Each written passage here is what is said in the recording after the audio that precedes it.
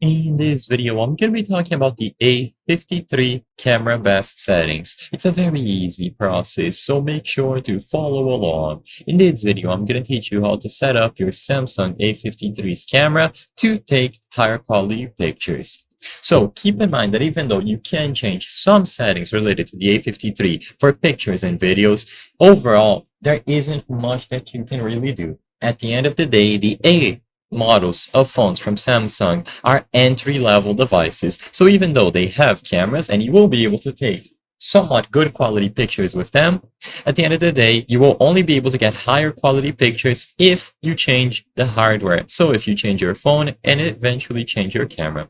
For this phone, what you can do is head over to the settings. So tap on this icon at the top left corner and you will find all of the main options. The very first thing that you should enable is Scene Optimizer. This is something that the Samsung A53 will manage automatically. So as you can see, it will automatically optimize your shots for the scene. So whenever you take a picture, it will take some seconds and it will try to balance out the colors, the contrast, saturation, and so on.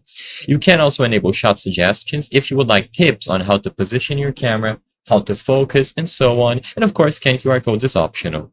Then you have the mode in which you take pictures, so you can swipe the shutter button to take a burst shot, or you can change to other options available here.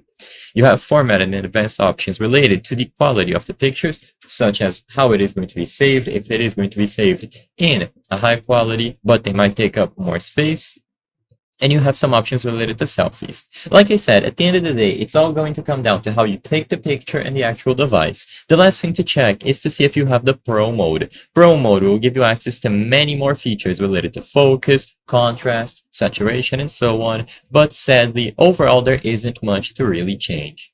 I hope I was able to help you on the Samsung A53 camera best settings. If this video helped you, please be sure to leave a like and subscribe for more very easy tips. Thank you for watching.